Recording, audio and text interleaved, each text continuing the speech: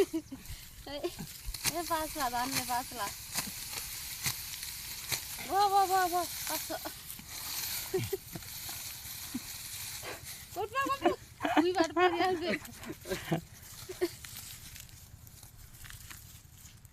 काट्नु न म त स्पिड हो खै स्पिड चेक हजुरको स्पिड कति छ मेरो बस बस यो गर्दै मैले गरे सकम लाग्छ दाइको स्पिड देखाइदिनु न एकचोटि स्पिड पनि हुन्छ हुन त यो भस्मी मोटा भइयो के यो हेर त हुने यो यहाँ हेर के यो दुईचोटि काट्नु पर्छ अहिले एउटा पनि हटान्न हामी धान आज कटिङ धान देखाइदिनु न एकचोटि स्पिड ल स्पिड चेक ठुल्ठुलो हान गाज देखा यहाँ अब यो गाज एकचोटिमा सकिन्न है अब यो दुईचोटि काट्ने हो भने यो धान काटेर कसले सक्छ होला भन्नु यस्तो गर्नुपर्छ टाइट पुरै गाज एउटा यता हुनुहुन्छ एउटा व्यक्ति हामीले यहाँलाई कर्जदेखि यहाँ काम गर्ने मान्छे नभएर कर्जदेखि ल्याएर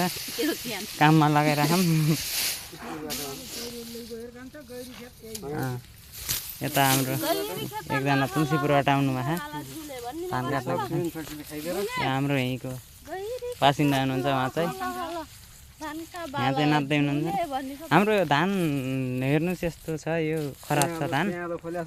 यो पियालो फल्या कारण के हो भने चाहिँ यहाँ यसको कारणले हो यहाँ सिमेन्ट फ्याक्ट्री छ यस्तो छ हाम्रो धान यस्तो हुन्छ हाम्रो धान यस्तो हुन्छ यो भित्र चामल हुन्छ कसैको हुन्छ यो भित्र नाच्नु न चामल छ थियो तै नाच्नु न ओए के थियो हाम्रो धान भित्र चामल थियो भाइ हो हाम्रो धानमा त मकै फल्या हुन्छन् उतातिर त कत्रा गुवा लगा हुन्छ खान्छ ठुल्ठुला गुवा हुन्छ 8-10वटा गेडा हुन्छ कि एउटा धानमा काट्नुहोस्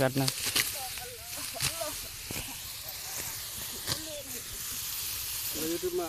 जाओस् ल न म काट्छु एकछिन बालाम त नकुछ न हौ केही हुन्न अलि स्पिड